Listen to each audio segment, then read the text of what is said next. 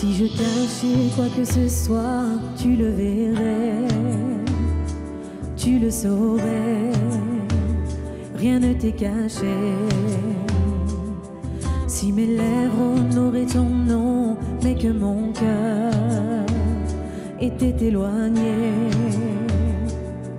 tu n'y prendrais pas plaisir.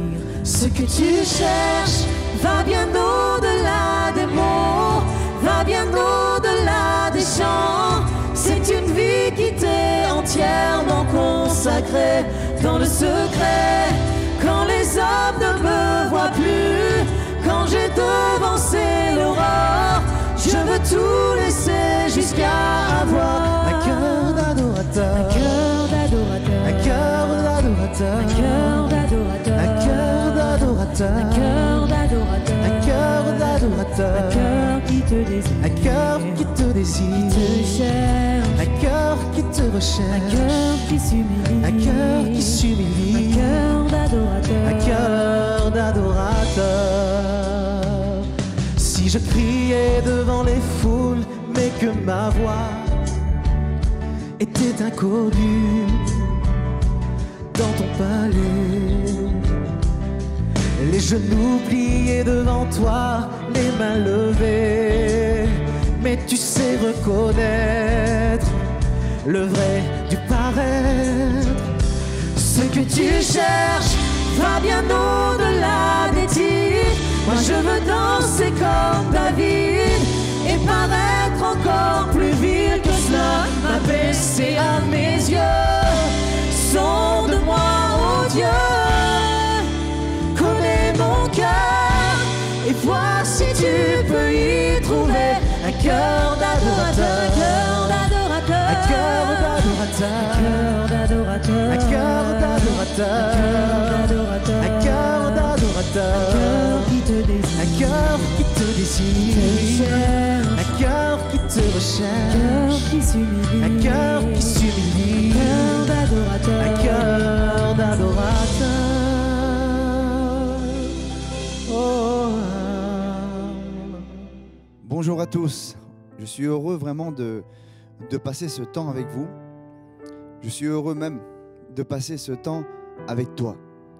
Alors, installe-toi bien. Je ne sais pas si tu es dans ton canapé, dans ta voiture, dans quel endroit tu es, mais on va passer ce temps ensemble.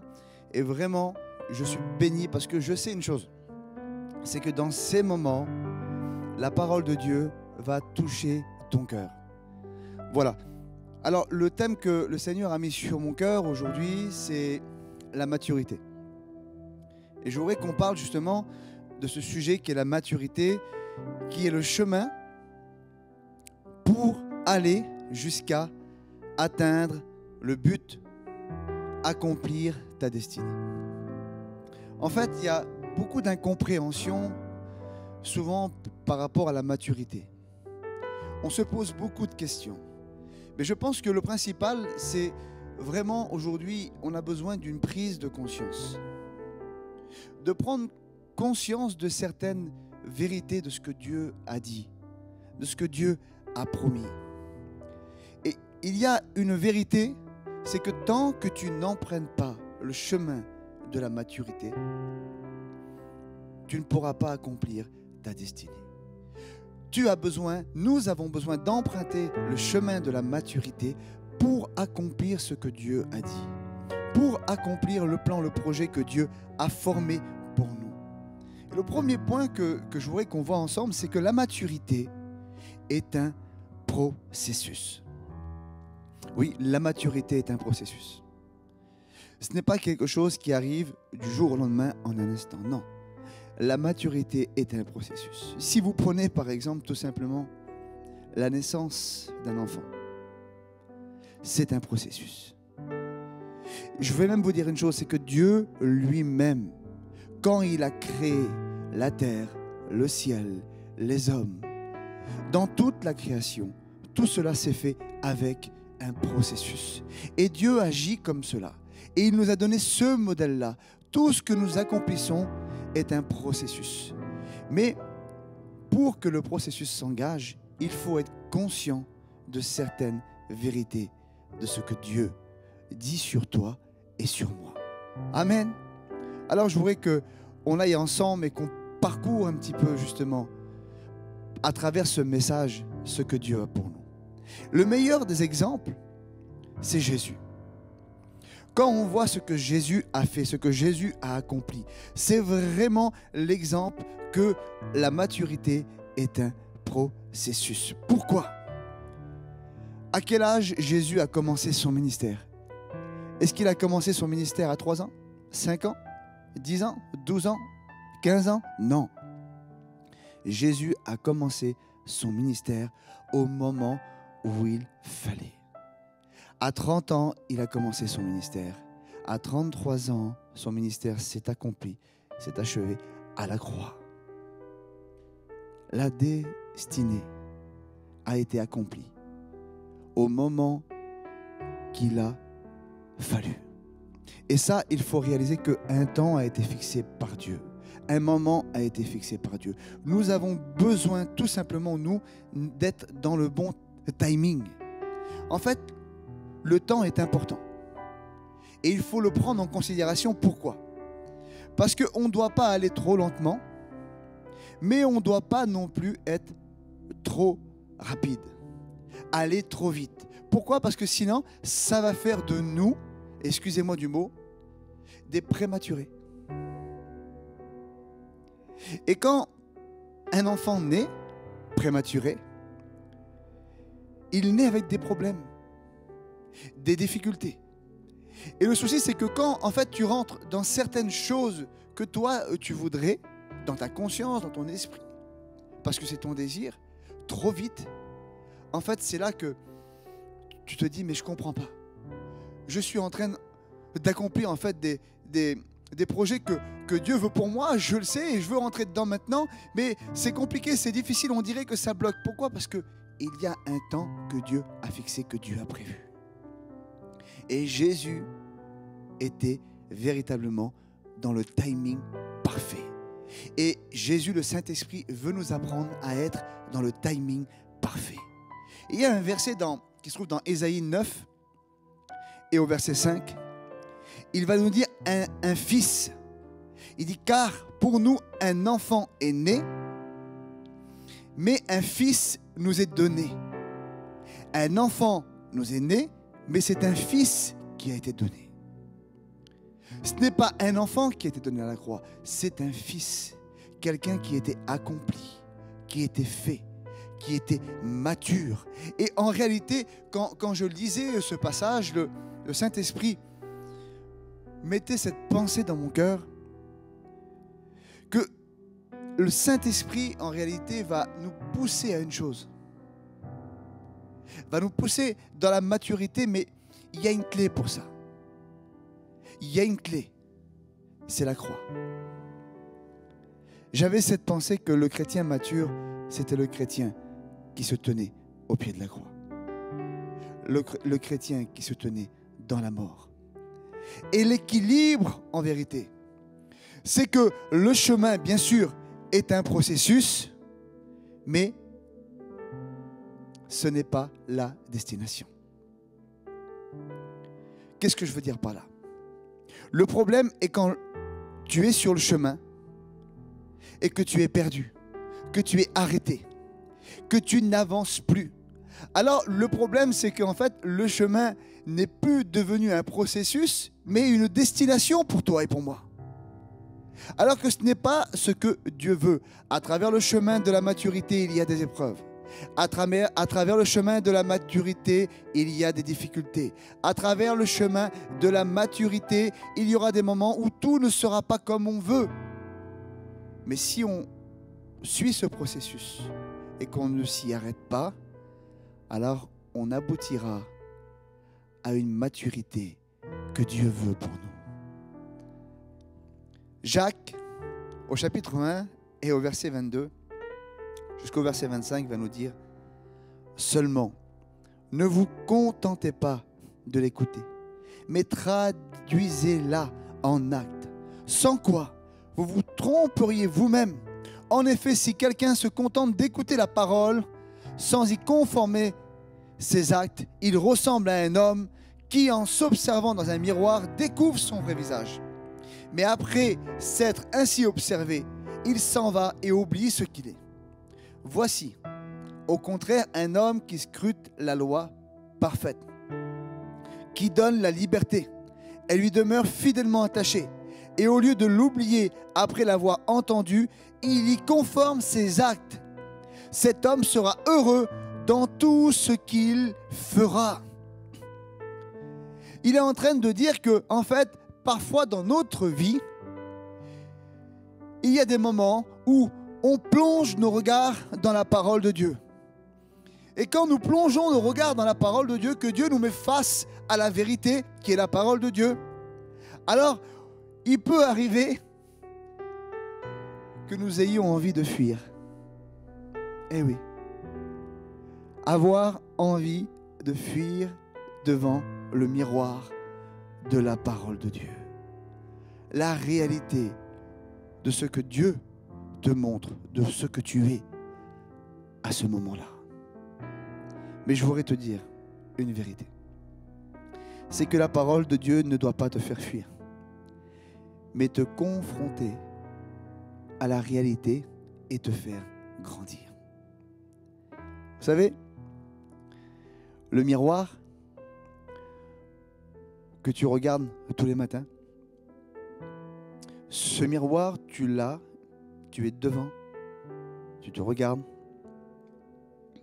Et ce miroir ne changera pas. Le reflet ne changera pas. Excusez-moi, mais si tous les matins je me regarde dans le miroir et que je décide de ressembler un jour à Brad Pitt, eh ben, ça ne changera pas. J'y arriverai pas. Pourquoi? Parce que c'est mon visage, c'est comme ça. Mais le miroir de la parole de Dieu, c'est pas pareil. Le miroir de la parole de Dieu te montre tel que tu es, mais te dit ce que tu vas devenir. Le miroir de la parole de Dieu te montre tel que tu es, la réalité, mais te montre ce que tu vas devenir. C'est un miroir qui est évolutif. C'est pour ça que tu n'as pas à craindre de ce que tu vois. Tu as juste à en prendre conscience et à dire oui, c'est vrai. Je suis à ce moment-là, il y a des lacunes, il y a des pensées qui doivent changer, il y a un caractère qui doit évoluer. Mais Seigneur, si je saisis ta parole, si je saisis la réalité de ce que tu dis, alors je sais que la prochaine fois que je me regarderai dans ce miroir, quelque chose aura changé. Quelque chose aura évolué. Je voudrais te dire, c'est que Dieu voudrait te préparer à travers cela, à exaucer tes prières. Mais plus tu fuis, et moins tu laisses l'occasion à Dieu de te préparer. Plus tu fuis, et moins tu laisses Dieu, moins tu laisses à Dieu l'opportunité de pouvoir justement t'équiper, pour recevoir justement tout ce que tu as besoin, pour accomplir ta destinée, pour recevoir justement la formation qui va t'amener à devenir mature pour pouvoir accomplir ta destinée. Il y a un verset que j'aime beaucoup dans Jean 14 et au verset 13, mais que je n'ai pas toujours compris. Il dit: en quoi que ce soit que vous demandiez en mon nom, je le réaliserai, pour que la gloire du Père soit manifestée par le Fils. Je le répète, si vous demandez quelque chose en mon nom, je le ferai. Pourquoi je dis que Dieu veut te préparer à exaucer tes prières? Et dans ce verset, il dit: tout ce que vous demandez en mon nom, je vais vous l'accorder.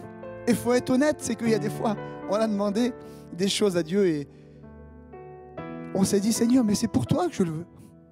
C'est pour ton œuvre, Seigneur, c'est pour accomplir ton œuvre, pour accomplir ma destinée. Seigneur, comprends que ce que je te demande, c'est pour toi. Pourquoi je ne le reçois pas? Pourtant, ta parole nous dit que ce que je demande en ton nom, tu vas le réaliser, tu vas le faire, tu vas l'accomplir. Pourquoi, Seigneur? Allez, je vous raconte une petite histoire et je vous amène avec moi. Mon fils, m'a fait une demande il y a 1 an. Mon fils, il a 9 ans. Donc, il avait 8 ans. Vous savez ce qu'il me demande? Il me dit, voilà, papa, je voudrais sauter en parachute. Je voudrais sauter en parachute. J'ai envie de sauter en parachute. Et quand mon fils me demande ça, je réfléchis, mais je dis, c'est pas normal. À son âge, à 8 ans, monter à 2000 mètres d'altitude, il veut sauter en parachute. Il demande à son père de sauter en parachute. Mais il y a 2 problèmes. C'est que, 1, c'est pas de son âge. Et la deuxième chose, c'est que moi, je connais mon fils. Il croit quelque chose de lui qui n'est pas vrai. Il faut être honnête avec nous-mêmes. C'est que, parfois, on est capable de se mentir à nous-mêmes et de demander des choses à Dieu, croyant qu'on est capable de les accomplir. Croyant qu'on va être à la bonne étape de notre maturité pour pouvoir accomplir ces choses. Mais Dieu nous connaît. Dieu sait qui on est. Dieu connaît notre cœur. Dieu connaît nos pensées. Dieu est notre Père. Il sait ce qui est bon pour nous. Il connaît le bon timing pour nous. Il connaît le temps favorable pour nous vivre. Alors, mon fils, en fait, son immaturité, sa jeunesse, a fait qu'il n'avait pas le bon jugement de lui-même par rapport à sa demande. Et du coup, sa demande était faussée. Pourquoi? Parce que je ne pouvais pas accéder à sa demande. Mais ça a été son manque d'immaturité qui a fait qu'il va demander ces choses-là. Parce que je vous promets une chose, c'est que même si j'aurais dit oui, et que je l'aurais amené à 2000 mètres d'altitude, que je lui aurais mis le parachute, que j'aurais ouvert la porte de l'avion, j'ai presque tout fait. Vous savez ce qui serait passé? Mon fils m'aurait dit, papa, on descend. Et c'est pas ce que tu as fait des fois. C'est ce que j'ai fait. Quand on a demandé à Dieu certaines choses, et on l'a tellement demandé à Dieu. Et parfois, on a tellement fait que même Dieu a dit, allez, je vais lâcher. Un petit moment, mais juste pour que tu comprennes. Et au moment où Dieu t'a fait voir simplement un soupçon de ce que tu lui avais demandé, toi, tu lui as démontré, tu lui as fait voir que, ah non, je peux pas. C'est pas le moment. C'est pas le temps. Je suis pas prêt. Je veux descendre. C'est pour ça qu'on a besoin de comprendre certaines réalités de nous-mêmes pour que dans notre cœur, on puisse formuler à Dieu réellement, dans le bon temps, ce que Dieu veut de nous. Amen. Et en fait, Dieu est un Père et il nous aime. Et ça, il faut le réaliser. Et l'immaturité va nous priver de vision et de raison. Ça veut dire, comme je vous ai expliqué, on ne va pas voir réellement les vraies choses au bon moment. Et notre raison va nous amener à demander des choses qui ne sont pas raisonnables. Il y a un verset qui est dans Luc au chapitre 9 et au verset 54. Il dit, en voyant cela, et vous allez comprendre, ses disciples, Jacques et Jean, s'écrièrent. Il faut comprendre que c'est les disciples de Jésus. Ils sont avec Jésus. Ils ont passé du temps avec lui. Ils ont prié avec lui. Ils ont jeûné avec lui. Ils sont du matin au soir avec Jésus, dans sa présence. Et pourtant, ils vont s'écrier, ils vont crier, Seigneur, veux-tu que nous commandions à la foudre de tomber du ciel sur ces gens-là, pour les réduire en cendres? Mais Jésus, se tournant vers eux, les reprit sévèrement. Vous ne savez pas quel esprit vous inspire de telles pensées. Tout ça parce qu'ils ont été rejetés. Ils sont rejetés à un moment donné dans un pays. On les rejette. Écoutez la pensée qu'ils vont avoir. Ils sont avec Jésus. Jésus qui est amour. Jésus qui est le pardon. Jésus qui est compassion.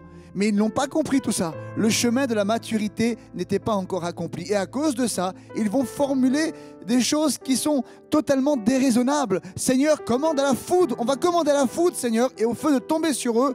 Et ces hommes vont être consumés. Et Jésus va leur dire, Mais de quel esprit êtes-vous inspiré?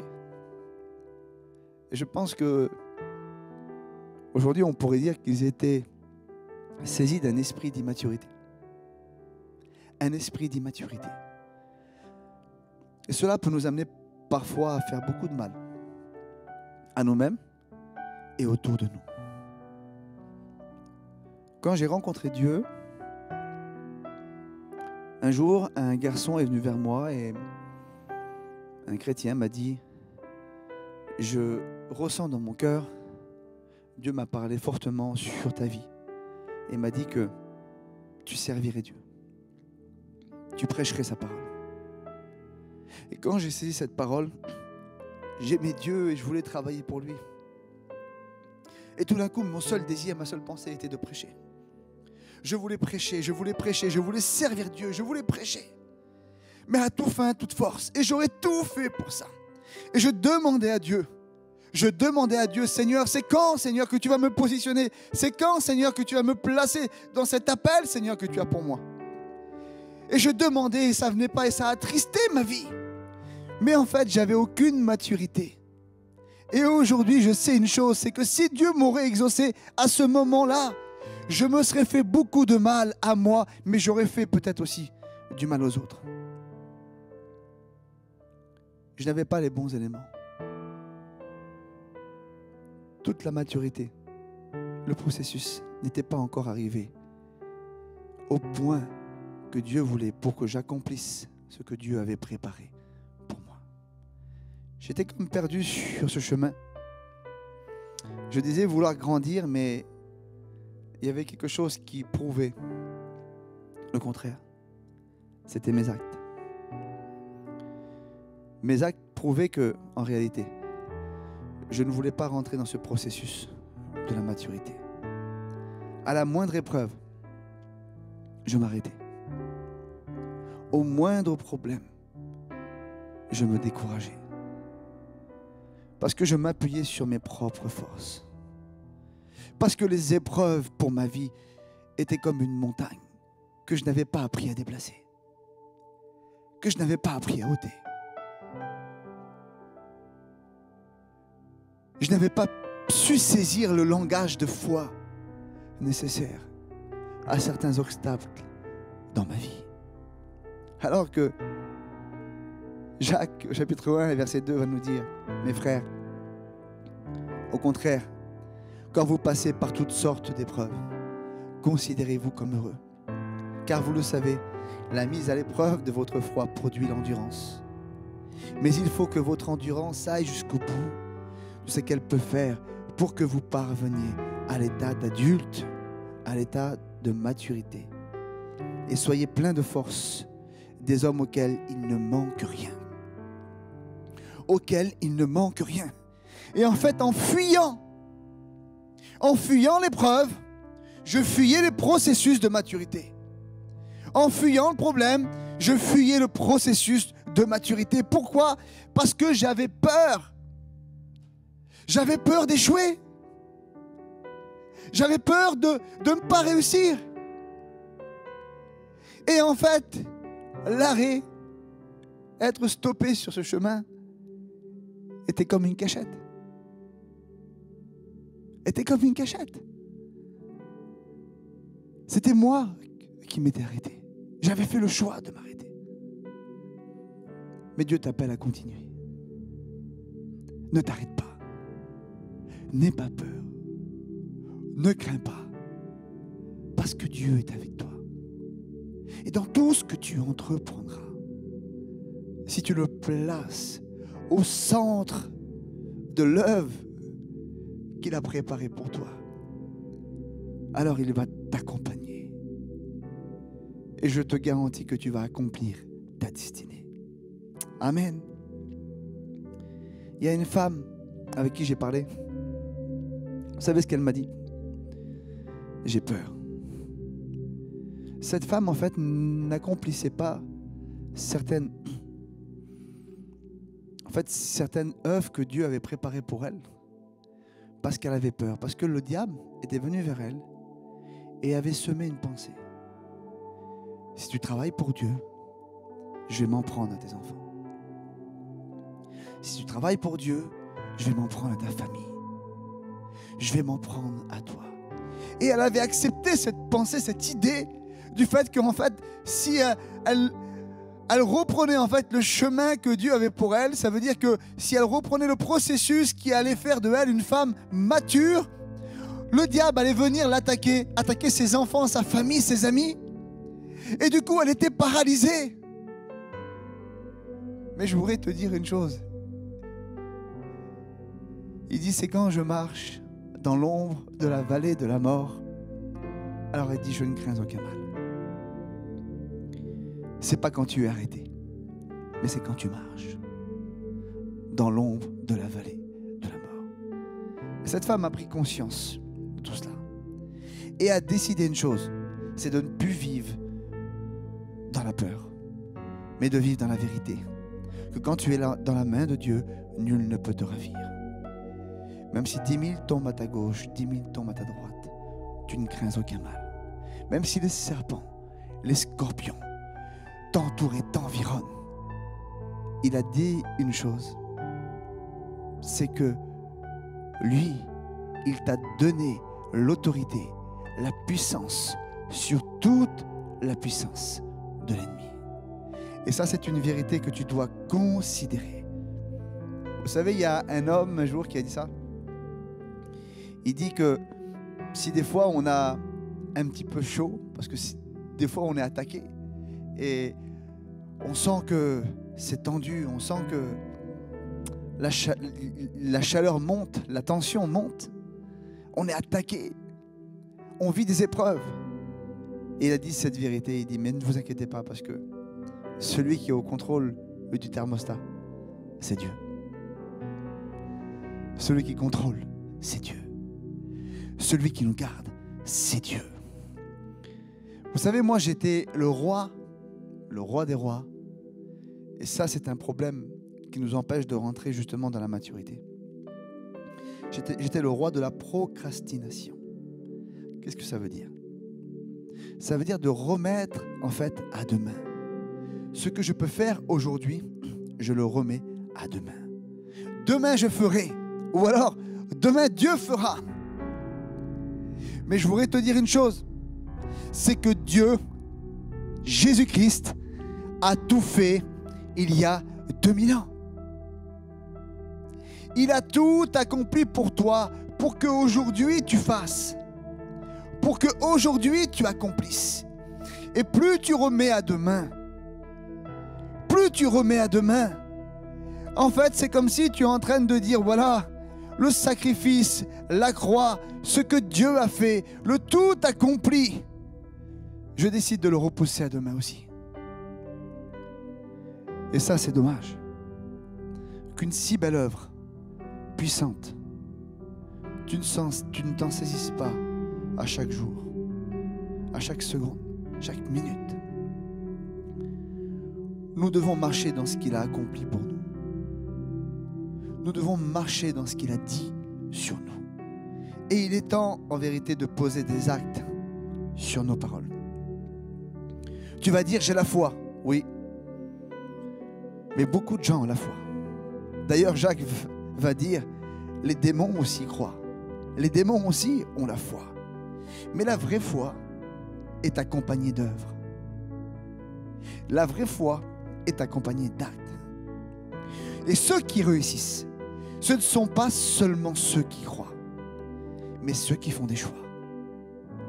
Ceux qui réussissent dans leur vie, dans leur destinée, ce sont ceux qui font des choix. La foi, elle va te sauver. La foi, elle t'amène au ciel. Mais tes choix vont faire la différence et te faire rentrer justement dans ta destinée. Et ça, il faut que tu le considères. Vous savez, ça demande du courage pour réussir. Ça demande de la détermination pour réussir. Ça demande de l'engagement pour réussir. Beaucoup de gens dans la vie, chaque jour, dans le monde d'aujourd'hui, que ce soit dans le business, que ce soit dans la famille, dans toutes sortes de choses, on arrive à mettre tout en œuvre pour réussir. dans notre projet. On met beaucoup de choses en œuvre. On se lève le matin, on fait des plans, on fait des projets. On fait toutes sortes de choses. Pourquoi? Parce qu'on veut réussir. Je voudrais te dire que tu as besoin de réaliser que aussi, tu as besoin de mettre tout en œuvre pour accomplir ta destinée. C'est plus facile d'abandonner que de réussir. Beaucoup de gens abandonnent par facilité. Beaucoup de gens abandonnent par peur. Mais Jésus ne nous a pas promis la facilité, non. Mais il a promis qu'il serait avec nous dans toutes nos difficultés. Il a promis qu'il serait avec nous dans les choix que nous prenons, qui sont dans sa volonté. Alors, plus de défauts de caractère, je vous le dis, que moi, c'était très difficile à trouver. Franchement, personne misait grand-chose sur moi. J'avais tellement un caractère fort, un caractère difficile. Beaucoup de blessures intérieures, beaucoup de problèmes intérieurs. Mais vous savez quoi, devant le miroir, devant l'échec, j'ai vu qu'il fallait grandir et devenir mature. Devant toutes les fois où j'ai échoué et le miroir de la parole de Dieu s'est mis en face de moi, j'ai fait le choix de grandir. J'ai fait le choix de devenir mature. J'ai fait le choix de rentrer dans le processus de la maturité. Et la vérité, c'est que il y avait des parties de ma vie que je voulais garder. Et c'est ça pendant toutes ces années qui m'avaient empêché de rentrer dans ce processus. Mais quand je me suis mis face à la réalité, alors j'ai décidé, j'ai dit oui. Je décide que toutes ces choses que je voulais garder, je décide de les abandonner. Et j'ai dit aujourd'hui, je ne perdrai plus de temps. Aujourd'hui, je vais accomplir réellement ce que Dieu a pour moi. Parce que j'ai compris que Dieu avait mis à ma disposition tout ce que j'avais besoin pour ma croissance. Dieu avait mis à ma disposition tout ce que j'avais besoin pour grandir. Il me fallait tout simplement faire le choix de m'en nourrir. De m'en nourrir. Tout était à côté de moi. Tout est à côté de toi. Dieu a tout préparé. La différence est la personne qui va décider de se nourrir de ce que Dieu a mis à côté de lui. Et qui va faire de toi une personne qui va évoluer, grandir, devenir mature par la nourriture que Dieu a mis dans ta vie. La personne qui ne se nourrit pas ne grandit pas. La personne qui ne se nourrit pas ne devient pas mature. Alors il faut faire le choix de changer de nourriture. Toute la nourriture que tu prends au quotidien charnel, ces pensées émotionnelles, ces pensées de la terre, toutes ces pensées qui te tiennent dans la peur, dans l'échec, dans l'incrédulité, une fatigue physique, morale. Il faut faire le choix de ne plus s'en nourrir, mais de dire, Seigneur, quelle nourriture tu as mis à côté de moi. Quand je suis orgueilleux, tu as mis l'humilité. Tu as mis l'amour, Seigneur, quand je n'arrive pas à pardonner.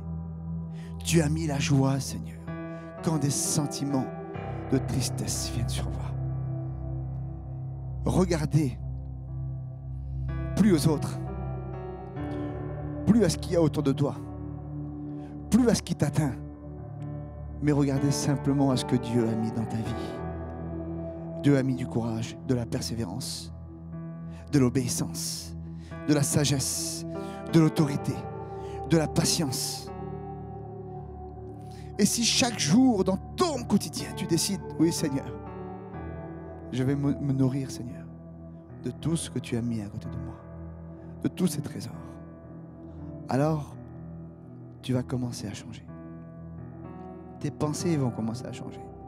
Là où tu manquais de maturité, tu vas t'apercevoir que tu vas avoir une sagesse, une compréhension des choses.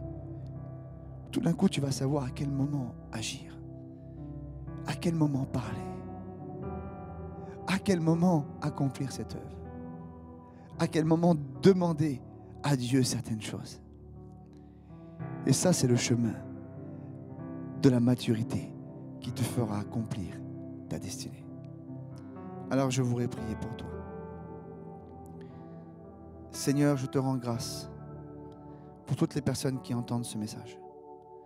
Toutes les personnes qui ont besoin réellement, et nous avons tous besoin de rentrer sur ce chemin, ce processus de maturité. Seigneur, que tout ce qui empêche cela puisse être totalement brisé et enlevé de nos vies. Que nous puissions, Seigneur, faire le choix réellement, oui, de grandir pour accomplir ce que tu as pour nous. Je te rends grâce, Seigneur, je te loue pour tout ce que tu fais dans nos vies. Et tu vas, Seigneur, visiter chaque personne qui est là présente. Dans le nom de Jésus. Amen.